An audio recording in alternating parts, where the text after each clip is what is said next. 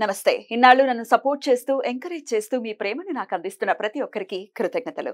అలాగే ఈ వీడియో కూడా ఖచ్చితంగా మీకు ఉపయోగపడుతుంది. లైక్, షేర్ అండ్ సబ్స్క్రైబ్ చేసి మీ సపోర్ట్‌ని నాకు అందించండి. అలాగే ఈ వీడియో పట్ల మీకున్న అభిప్రాయాన్ని కామెంట్ సెక్షన్‌లో కామెంట్ చేసి తెలియజేయండి. ఇప్పుడు వీడియోని చూద్దాం. నమస్తే, వెల్కమ్ టు అవర్ ఛానల్. నేను పద్మిని. ప్రస్తుతంతో పాటు ప్రముఖ ఆధ్యాత్మికవేత్త, వాస్తు జ్యోతిష పండితులు, లలిత ఉపాసకులు, వాస్తు జ్యోతిష శిక్షణ నిపుణులు బ్రహ్మశ్రీ నానాజీ పట్నాయక్ గారు మనతో పాటు ఉన్నారు. మాట్లాడదాం. సార్ నమస్తే. సార్ శ్రీమాత్రే నమః. సార్, జ్యేష్ఠ బహుళపక్ష చవితి వచ్చేస్తోంది. 25వ తారీఖు సంకష్టహర చతుర్థి. కృష్ణ పింగళ సంకష్టహర చతుర్థి అని చదవడం జరిగింది. మరి సంకష్టహర చతుర్థి మనకి ఎప్పుడు చెప్పుకునే విధానమే. అయితే మీరు ఎక్కడెక్కడ గ్రహస్థితిని కూడా వివరిస్తూ ఎట్లాంటి సమస్యలను అధిగమించవచ్చు అనేది కూడా చాలా అద్భుతంగా వివరిస్తూ ఉంటారు. మరి ఈ చవితిని ఎట్లా వినియోగించుకోవచ్చు? ఈ సంకష్టహర చతుర్థి చేయడం వల్ల మొట్టమొదటిగా మీకు జరిగేది ఏమిటి అంటే మోసం నుంచి బయటపడతారు. Point number 1. రెండవది ఏమిటంటే ఎప్పుడు కూడా నేను చాలా మంది గణపతి యొక్క ఉపాసన చేసే వాళ్ళని చూశాను కదా, వాళ్ళకి నేను కొంచెం బాగా ఉపాసన చేసే వాళ్ళని అడిగితే మాకు ఏదో ఒక సంకేతం రూపంలో మీకు ఈ ఆటంకం కలగబోతుందని ఆయన చెప్పడం మేము చూసామండి అంటుంటారు. ఇంట్యూషన్ అట్లా పనిచేస్తాం చిన్న రూపంలో. అలాగా నేను మీకు కొన్ని చెప్తానండి, ఉదాహరణలు చెప్పి తర్వాత చెప్పండి సార్. ఒక పుష్పం పెట్టాం గణపతి దగ్గర, అది ఏదైనా మంచి జరుగుతుందంటే గణపతి నుంచి ఒక పుష్పం పడ్డం చూసారట వాళ్ళు. అలాగే ఇంకొంతమంది చెప్పడం ఏంటంటే మాకు ఏదైనా ఆటంకం కలిగినప్పుడు గణపతికి 7 నెంబర్కి లింక్ ఉంటుంది. 7 నెంబర్, 7 అంటే కేతువుకి అధిష్టాన దేవత గణపతి కదా. 7 అనేది మాకు కంటిన్యూస్గా కనబడింది అని చెప్పిన వాళ్ళు ఉన్నారు. అంటే సమయం 7 అవ్వడము, లేకపోతే 7వ నెంబర్ ఎక్కడో కనబడము, కారు మీద వెళ్తూ ఉంటే అన్ని 7s కనబడ్డము, ఇట్లా జరగడం. ఏమిటిది ఇట్లా అవుతుంది అని అనుకొని ఒక్కసారి మళ్ళీ దాన్ని కన్ఫర్మేషన్ చేసుకుంటే అయ్యో మనం వెళ్తుంది రాంగ్ అనే విషయం తెలియడం. ఇప్పుడు వచ్చేది 25th కలిపితే 7 చూసారా ఎంత ఇంట్యూషన్ పవర్ ఎక్కువ ఉంటుంది 7 కని కూడా వింటూ ఉంటాం. అయితే ఉట్టి 7 కాకుండా 2తో కనెక్ట్ అయితే ఉంటుంది. 2తో కనెక్ట్ అయితే ఉంటుంది. అలాగే జన్మజాతకంలో కూడా చంద్రకేతు connectivities also one of the intuition yoga. చంద్రుడు అంటే మనస్సు, కేతు అనేటువంటి చిత్ర విచిత్ర గ్రహం, మ్యాజికల్ ప్లానెట్ అంటారు దాన్ని. అంటే అది ఎట్లాంటి మ్యాజిక్ చేస్తుందో చెప్పలేమంటారు దాన్ని. అందుకని ఈ కేతువు గనక కనెక్ట్ అయితే చంద్రుడికి మనసుకి చిత్రంగా ఉండేదంతా మీకు కనబడుతూ ఉంటుంది. మీకు ముందు ఫ్యూచర్ కనబడడం అదంత ఈజీ కాదు, కానీ ఫ్యూచర్ కనబడుతూ ఉంటుంది.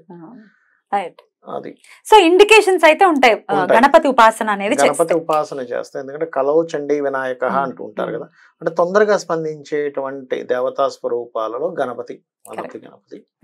రెండవది ఏమిటంటే మీకు ఆటంకం రాదని కాదు గణపతిని చేసుకుంటే, ఆటంకం వచ్చినా ఎలా అధిగమించాలనేటువంటి బలం పెరుగుతుంది మీకు. ఆటంకాన్ని కూడా చాలా ఈజీగా తీసుకోగలుగుతారు, చాలా ఈజీగా తీసుకోగలుగుతారు. చాలా సిల్లీ విషయం ఇది అంటారు. గణపతి ఉపాసన చేసిన వాళ్ళు నేను చాలా మంది చూశాను కదా, చాలా సిల్లీ విషయం. సూపర్ సార్, అలా ఉండడమే అద్భుతం సార్. ఇది పెద్ద విషయం కాదు, ఎందుకంటే అందరికి ఆటంకాలు వస్తాయి. అందరికి చిన్న జాబ్ చేసే వ్యక్తి నుంచి పెద్ద మిలియనీర్కి కూడా అందరికి ఆటంకాలు వస్తాయి. ఆటంకం రాని వ్యక్తే ఉండడు అసలు భూమి మీద. కానీ వచ్చిన ఆటంకాన్ని ఇది చాలా చిన్న విషయం, నేను దీంతో ఆడుకుంటాను ఆటంకంతో అనుకునేటువంటి బలాన్ని గణపతిస్తాడు. అయితే ఈసారి వచ్చేటువంటి సంకష్టహర చతుర్థి సంకష్టము హరించేవాడు. సంకష్టహర అంటే కదా, ఎటువంటి సంకష్టాలని హరిస్తాడు అంటే ఈసారి వచ్చేటువంటిది మోసపోతున్నారు. మీ జన్మజాతకంలో మోసపోయే యోగం ఉంది, దాని గోచారము దశ కూడా ఇప్పుడు అనుకూలిస్తుంది. అలాంటప్పుడు ఈసారి చేసే సంకష్టహర చతుర్థి మోసాన్ని అరికడుతుంది, రాకుండా చేస్తాడు, గణపతి చూసుకుంటాడు. రెండవది జలగండాలు ఉన్నాయి, వాటర్ ప్లేసెస్కి వెళ్ళి పడిపోతుంటారు కదా, అటువంటి అలాంటిది ఏదైనా గండం ఉన్నా కూడా తీసేయడం జరుగుతుంది. మూడవది ఏంటంటే కొంతమందికి చూడండి మానసిక సమస్యలు ఉంటాయి, కొంతమందికి మానసికంగా ఎదగకపోవడం, చిన్నపిల్లల్లో వస్తున్న ఆటిజమ్స్ లాంటివి అంటూ ఉంటారు. అలాంటి ఆటిజమ్స్ వచ్చిన వాళ్ళకు కూడా ఈ సంకష్టహర చతుర్థి వాళ్ళ చేత చేయిస్తే కనుక దానికి సంబంధించినటువంటి నెగటివ్ ఎఫెక్ట్ ఏదైతే ఉంటూ వాళ్ళు బాధపడుతున్నారో ఆ యొక్క బాధ అనేటువంటిది ఖచ్చితంగా తొలగిపోతుంది. ఇవి మెయిన్గా. అదేవిధంగా మరికొంతమందికి శనిని దాటి చంద్రుడు వెళ్ళాలి. మకరంలో చంద్రుడు ఉన్నాడు, కుంభంలో శని ఉన్నాడు. ఇప్పుడున్న సంకష్టహర చతుర్థి 25వ తేదీ వచ్చేటువంటి రోజు కనుక చూసుకుంటే తల్లిగారికి ఏదైనా అనారోగ్య సమస్యలు ఉన్నాయి, కొంతమంది ఇళ్లలో మదర్కి హెల్త్ ఇష్యూస్ వస్తూ ఉంటాయి, పిల్లవాడికి ఎలా ఉంటుందంటే ఏదో ఒకటి చేసి తగ్గించేసుకుంటే బాగుండు అంటే తల్లి మీద ఉండే ప్రేమది. ఈసారి చేసుకునే సంకష్టహర చతుర్థి తల్లికి ఏదైనా హెల్త్ ఇష్యూస్ ఉన్నా తగ్గించేటువంటి యోగం ఇస్తాడు.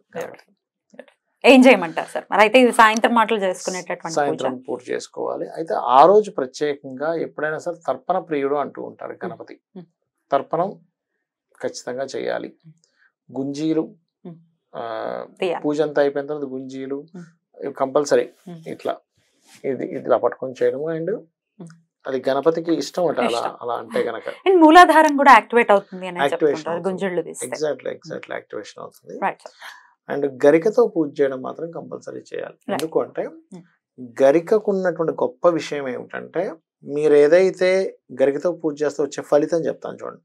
ఇంకా నా లైఫ్ అయిపోయింది, ఇంకా మళ్ళీ నేను ముందుకు వెళ్ళలేను అని ప్రపంచం మొత్తం అన్నా సరే మీరు ముందుకు వెళ్ళగలుగుతారు గరికతో పూజ చేస్తే. గడ్డితో అసలు స్వామి ఎంత సులభుడండి. అసలు గడ్డి అంటే దానికి ఉండే ఇదేమిటంటే గరిక చూడండి ఇట్లా పెరుగుతుంది, మళ్ళీ ముందుకు వెళ్తుంది, మళ్ళీ నాటుకుంటుంది, మళ్ళీ పెరుగుతుంది.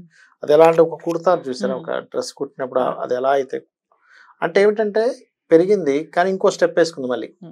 అంటే నువ్వు ఎక్కడ తెంపేసినా కూడా దాని యొక్క ఇది ఉంటుంది, ఎక్కడ పోదు, అస్తిత్వాన్ని ఎలా అయితే అది కోల్పోదో మన జీవితంలో మనం కూడా అస్తిత్వాన్ని కోల్పోకుండా ఉండేటువంటి యోగం మనకి గణపతి కల్పిస్తాడు.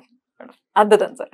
అయితే ఆ రోజు చెప్పండి. అందులోని ఎవరి జన్మ జాత చక్రంలో అయినా కేతుగ్రహం బాగాలేదనుకోండి, కేతుగ్రహం ఏమవుతుందంటే సమ్ టైమ్స్ శుక్రుడితోనో శనితోనో కలిసి ఉన్నప్పుడు, ముఖ్యంగా శుక్రగ్రహంతో కలిసినప్పుడు ధన సంబంధించిన ఇబ్బందులు ఎక్కువ వస్తూ ఉంటాయి వాళ్ళకి. అలాంటి వారు లక్ష్మీ గణపతి అష్టోత్తరం గనక చదువుకున్నట్లయితే ఈ సంకష్టహర చతుర్థి నాడు ఖచ్చితంగా ఆ దోషం అనేటువంటి తగ్గుతుంది. అయితే ఆ రోజు రాత్రి 10ంటికి చంద్రోదయం అవుతుంది సార్. ఉపవాసం ఉన్న వాళ్ళు మరి చంద్రోదయం అయిన తర్వాతే ఆయనను చూసే మరి ఉపవాసం అది విడవాలా, మరి పూజ ముందు చేసుకోవచ్చా, ఇట్లాంటి డౌట్స్ వస్తాయి. ఒకటి ఏంటంటే అమ్మ, ఏకాదశికి మాత్రమే ఉపవాసం చెప్పారు కానీ వేరే సమయాల్లో మీరు ఉపవసించి పూజలు చేయాల్సిన అవసరం లేదు. చక్కగా పండో లైట్ గా తినాలి, కాకపోతే నిద్ర వస్తుంది కాకపోతే పలహారం ఏదైనా లైట్ గా తిని చేసుకోవచ్చు, తప్పేం కాదు. అదేమి నియమం కంపల్సరీ మీరు ఉపవాసం ఉండాలని లేదు ఎక్కడ కూడా. అద్భుతం. అయితే ఒక్క నామం స్వామికి ప్రీతికరమైనటువంటి నామం, ఇప్పుడు ఈ పూజ ఒకవేళ మిస్ అయ్యామండి, లేకపోతే చేయలేకపోతున్నాము, ఏదైనా ఇబ్బందులు ఉన్నాయి, అడ్డంకులు ఉన్నాయి, మరి మిస్ అయ్యాము, స్వామిని ఏ నామంతో కొలవచ్చు? పూజ చేయలేను అంటే పీరియడ్స్ లో ఉండి మిస్ అవ్వటం కాదు నా ఉద్దేశము, నామం చేసుకుంటూ కూడా స్వామి అనుగ్రహం పొందొచ్చా అంటే ఏం చెప్తారు సార్? మీరు గణపతి యొక్క అనుగ్రహం బాగా రావాలి అంటే మాత్రం నేను చెప్పేది ఒకటే, వస్త్రము పర్టికులర్గా ఎరుపు రంగు కానీ గ్రీన్ కలర్ వస్త్రం కానీ కట్టుకొని అదే రోజు ప్రత్యేకంగా వీలైతే పచ్చలు ఉండేటువంటి దీంతో జపమాల, పచ్చలు కానీ పచ్చలతో ఉంటాయి, పచ్చలు కెంపులతో ఉంటాయి జపమాలు. అయితే అవి మనం ధరించే అంత కాస్ట్లీ కాకుండా తక్కువ ఉంటాయి, తక్కువ దాంతో దొరుకుతాయి. దాంతో కనుక పట్టుకొని ఓం లక్ష్మీ గణపతియే నమః, ఇది కొన్ని పురాణాలు చెప్పినటువంటి మంత్రం ఇది.